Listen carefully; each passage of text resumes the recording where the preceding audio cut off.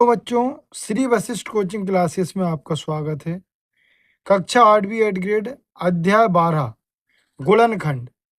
प्रश्न क्रमांक 1 क्या है बच्चों? ए का वर्ग धन 2ab धन बी का वर्ग के बराबर क्या होगा? तो इसका जो राइट आंसर है बच्चों, ये पहला वाला है। ये एक सर्वश्रमिका है, हम उसको लिख सकते हैं ए धन बी का वर्ग, और इसको हम इसमें बदल सकते हैं, ठीक है ना। अब इसी का जो दूसरा प्रश्न है, निम्न में से कौन सा एक सर्वश्रमिका है? तो बेटा वो आपका ये सी वाला जो पहले से टिक हुआ है ना।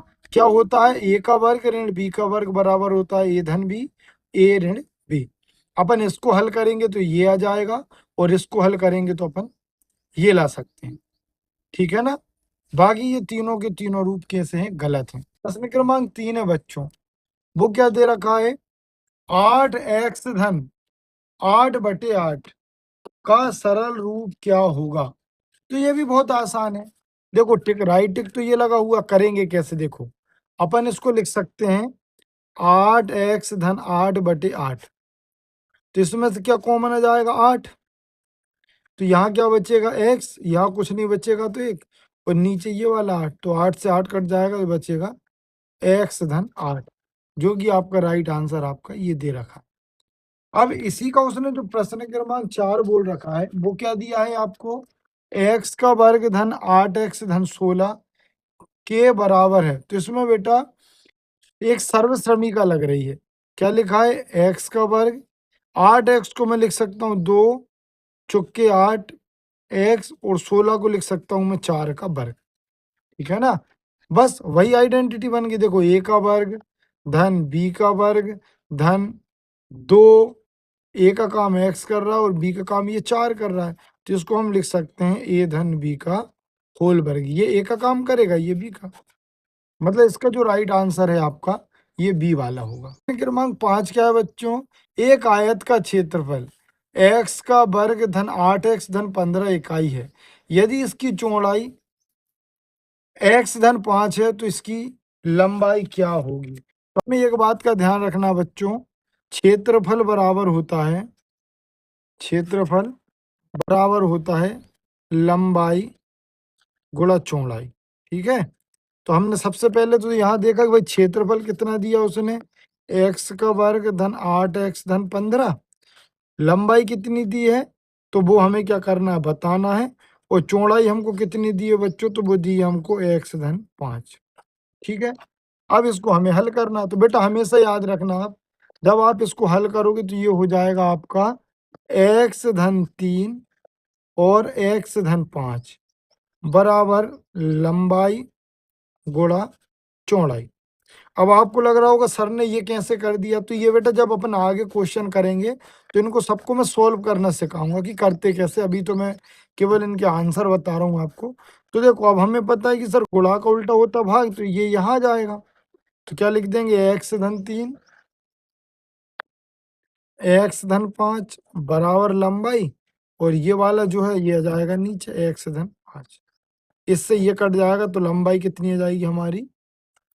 x धन 3। यही इस प्रश्न का क्या है? सही उत्तर। इसी का प्रश्न क्रमांक 6 क्या है बच्चों? दिए हुए पदों में सार्व उभयनिष्ठ गुणनखंड ज्ञात कीजिए। कैसे करेंगे हम? देखो पहले वाले में दे रखा उसने 2y, तो हम 2y के जब गुणनखंड करेंगे तो 2 गुणा y आ जाएगा।